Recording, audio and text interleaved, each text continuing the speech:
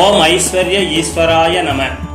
இந்த சித்திரை மாதம் 17ஆம் தேதி ஏப்ரல் 30ஆம் தேதி அட்சயை திருதியை திதி வருகிறது. இது மிகவும் ஒரு நல்ல நாள். இந்த நாளுக்குரிய அற்புதங்களை பற்றி பைரவ சித்தர் விளக்குகிறார். மின்காலத்திலே இந்த அட்சயை திதி அன்று, திருதியை திதி அன்று ஐஸ்வர்ய ஈஸ்வரரிடத்திலே குபேர பகவான் அவருடைய குபேரனுடைய அந்த செல்வத்தை பெற்ற நாள் தான் இந்த அட்சய திருதியை நாள். அதே மாதிரி லக்ஷ்மி தவம் இருந்து அந்த குபேர சம்பத்துக்களை பெற்ற நாள் தான் இந்த அட்சய திருதியை. பஞ்ச பாண்டவர்களிலே அந்த அட்சய பாத்திரம் பெற்ற நாள் இந்த நாள். இது மாதிரி புராணங்கள் காலத்திலிருந்தும் இந்த அட்சய திருதியைக்கு மிகவும் ஒரு நல்ல செயல்களை செய்யக்கூடிய, வரங்கள் பெறக்கூடிய நாளாகவும், நாம் ஒரு 48 நாள் ஒரு பூஜையை துவங்குவதுகின்ற அந்த சிறப்பு நாளாகவும் இந்த நாள் திகழ்கிறது. 30/4/2025 புதன்கிழமை அட்சய திதி வருகிறது. அன்று மாலை 6:41 வரை அந்த திதி இருக்கிறது. இந்த அட்சய திதி வருகின்ற இந்த புதன்கிழமை பொன் கிடைத்தாலும் புதன் கிடைக்காது என்பார்கள். அப்படி இந்த புதன்கிழமைக்கு அவ்வளவு ஒரு முக்கியத்துவம், சிறப்பு உண்டு.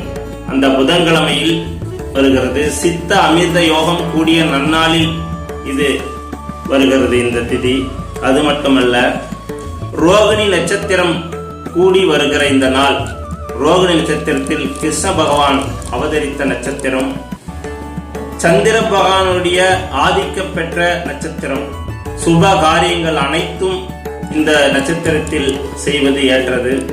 அதனால் இந்த திருதியை திதி அன்று வருகின்ற ரோகிணி நட்சத்திரம் கூடி வருகின்ற இந்த நாளில் அனைத்து வகையான நல்ல காரியங்களையும் செய்யலாம். அன்றைய தினத்தில் நாம் நகை, தங்கம், வெள்ளி வாங்கலாம். வாங்கியதை அதை வீட்டில் எடுத்து வந்து லட்சுமி படத்தின் முன்னில் வைத்து 9 வகையான பூக்களை வைத்து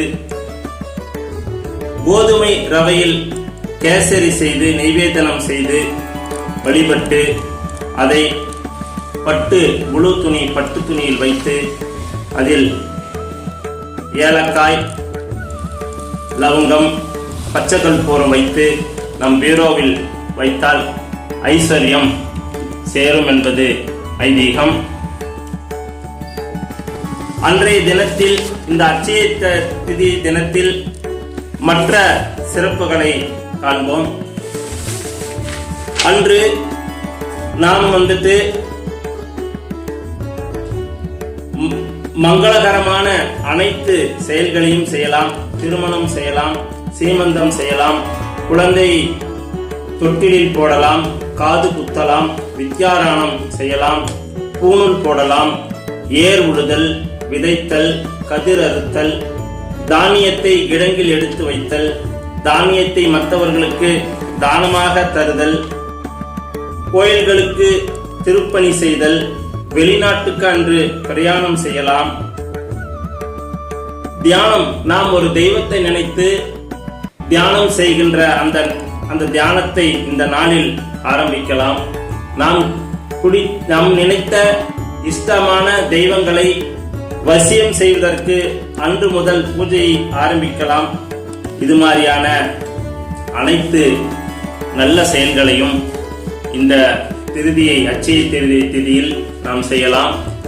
இந்த திதியில் மட்டுமல்ல, மாதம் வருகின்ற அட்சய திதி என்று, இந்த திருதியை திதி என்று சொல்லப்படுகின்ற அந்த திருதியை திதியில் இந்த சுப காரியங்கள் அனைத்தையும் மாதம் வருகின்ற திருதியை திதியில் நாம் செய்யலாம்.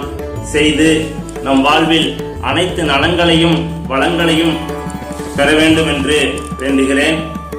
இந்த திருதியை திதியில், ஒவ்வொரு மாதம் வருகின்ற இந்த திருதியை திதியில் ஐஸ்வர்ய ஈஸ்வரரை வணங்கியும், லக்ஷ்மியை வணங்கியும், குபேரரை வணங்கியும், ஐஸ்வர்ய பைரவரை வணங்கியும் நமக்கு வேண்டிய செல்வ செழிப்பும் வரங்களையும் இந்த நாளில் பெற்றுக்கொள்ளலாம்.